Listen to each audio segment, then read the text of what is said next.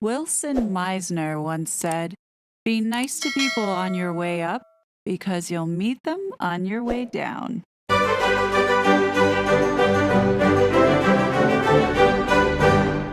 Hey, everybody. Thank you for joining me here on the post wrap up of the book Revenge by Tom Bauer.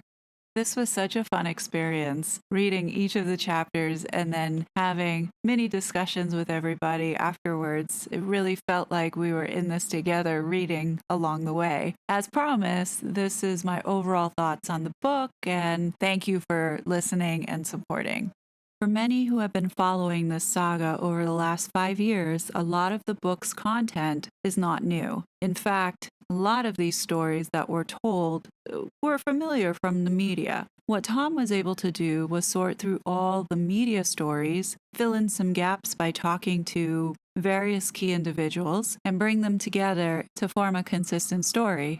The Sussexes have done a job on all of us to flood the media daily with stories that were designed to paint a false narrative in order to deceive and manipulate the public opinion.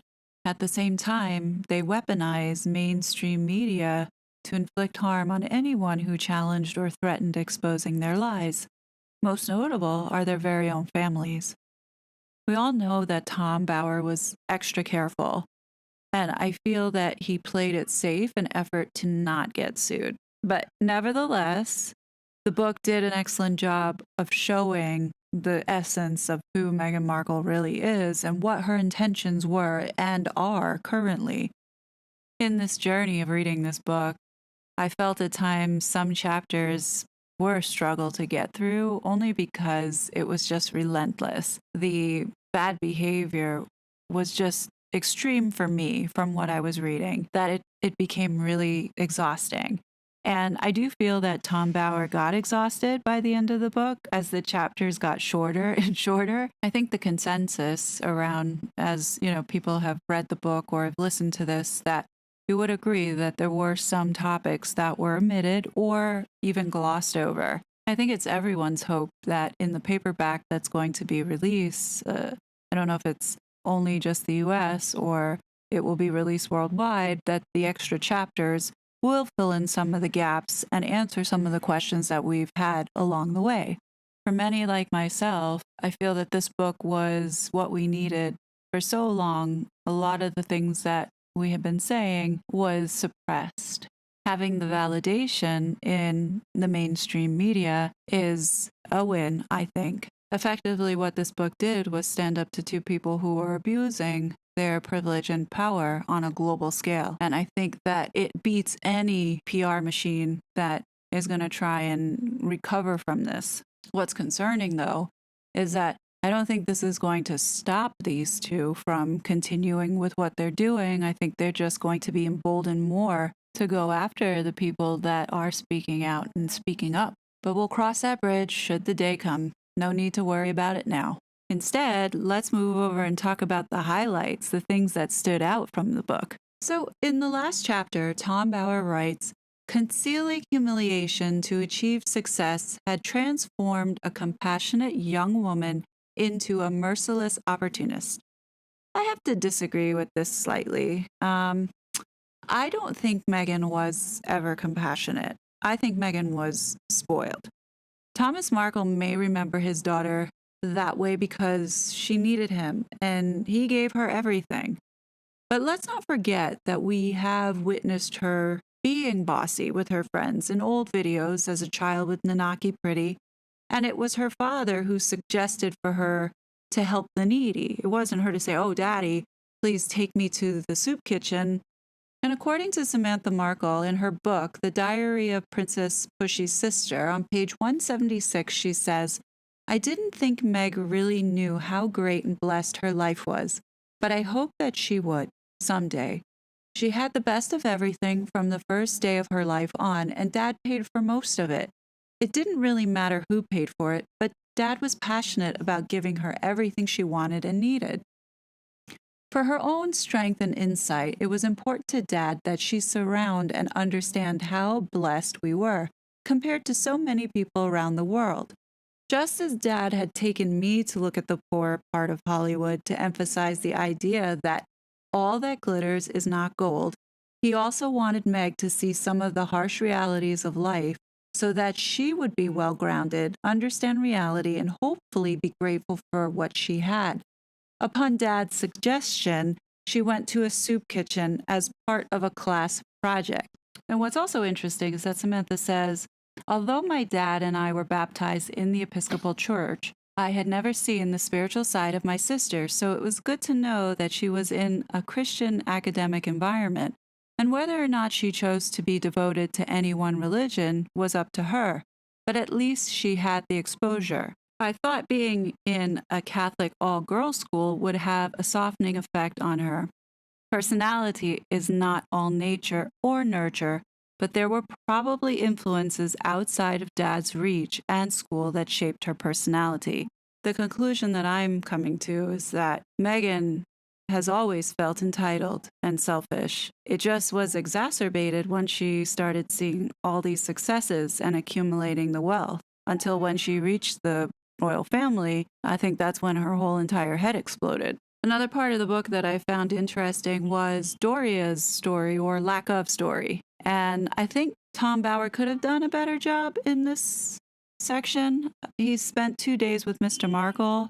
I think if Mr. Markle was communicating with Doria over the last 40 years, then don't you think he would have known why she was missing for 10 of those years? And why is it that it was not clarified? I would think that Tom Bower would ask those hard questions. In the interviews that I've seen of Thomas Markle, whenever Doria is brought up, it's almost like he deflects or it's glossed over or he switches topic quickly. This is what I think that could be a possibility. So we get the sense that Megan did something for her mother in order to buy her silence. If we go back to the book Revenge, in chapter 22, it says, Megan had successfully suppressed the truth about her mother. In turn, Doria was ordered not to say a word. That appeared to include not making the slightest facial expression. So hear me out.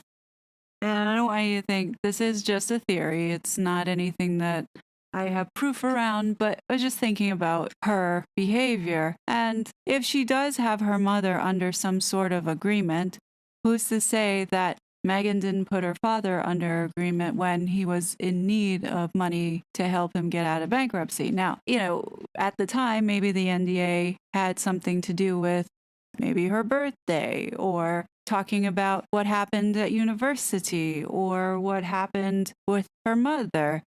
Just something to think about. Honestly, we should now have to probe and question everything. In my opinion, I think Gina Nelthorpe Cohn has been the MVP of this book.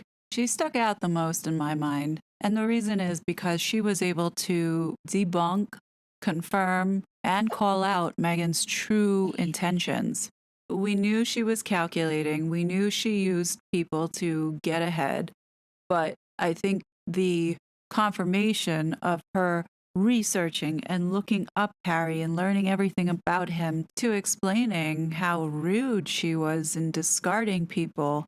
I'm glad Gina had her moment to tell Meghan Markle off in this book on a global scale. It serves her right for being so obnoxious the day that she had the tour and moved Gina over into Harry's group. I do agree with Tom Bower in his assessment about Meghan being able to have healthy relationships. I don't think she knows how to have healthy relationships, especially in the work environment.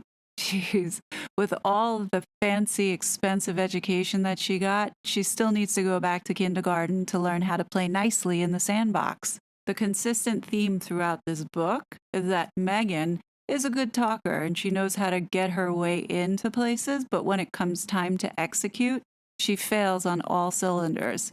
Nobody wants to work with difficult people. There's a reason why she didn't get called back for jobs or recommended for jobs. What also has been made very clear is that Harry is really damaged. I don't think Megan is 100% to blame for it. However, she's not helping him get better. This book does confirm the amount of protection that the palace gives to protect the individual's brand or image. And the people that Harry is surrounded with today are not helping him or doing him any favors to make him a better person. He's very angry, he's very bitter, and you know what? He's a grown man. It's really up to him on how he runs his life. However, the danger is when you have two very spiteful and vindictive people who are influencing the community. I think it's time for them to sort their personal issues in private. I don't think we need to know, or the public does not need to know, the drama that you keep bringing to your family.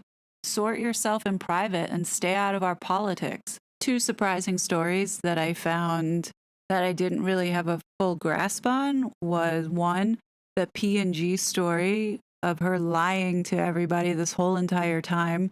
And the other one was the story about Charlotte. Now, I heard rumors about it, but in all honesty, I couldn't fathom that a grown woman would bully a 3-year-old child. But confirming it in this book, it just took her to a new low, in my opinion. And finally, the biggest moment for me in this book was learning about the agreement that Meghan struck with CBS and Gayle King to offer up her child on a silver platter to the world, probably for some undisclosed amount of millions of dollars.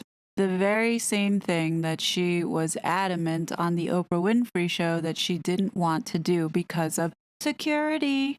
That also led into discovering that it's highly unlikely that Archie was born on May 6th.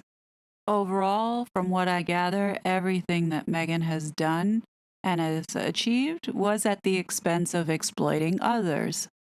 For many of us, this book has been vindication for confirming what we all knew. There was a lot of deceit and manipulation going on, and I'm glad that it's been called out. But here's the thing. Sure, when this book came out, she was afraid that this was going to hurt her brand, which brand was already ruined. And what she cares about is how her brand can make her money. And right now, I don't think her brand's making really anything. More than anything else, not her marriage, not her children, it's making money that matters to her. Look, don't be surprised if we see Doria now get on TV with Oprah, because you know that whoever's going to talk to Doria, which more than likely will be Gayle or Oprah, they're going to make some money off of that. Oh, this is far from over. Brand Meghan is, again, in its 150th rebranding phase. I think as a collective, we all have to make sure that people are aware of what's going on and understand. And I hope that a lot of our eyes are open now to see how manipulating the media is to the public, especially in the United States. I hope that this book was a wake-up call for many, considering that there was attempts to have this book suppressed and banned from the US by putting pressure on these publishing houses to not carry it out of fear. This has to stop. This is so dangerous. And I've said this throughout the entire series. I don't care what they do in their personal lives, but when it now starts to affect my community and affect me directly, which is what they're doing, pushing themselves onto the public, it's time to say no. Enough is enough. Please, what are your favorite moments from the book? Let's keep the conversation going. I will have a new book to review very soon, so make sure that you are subscribed and your notification bell is on to be notified once I drop the new series. And on that note, friends, I will catch you soon. Bye. It was such a fraud.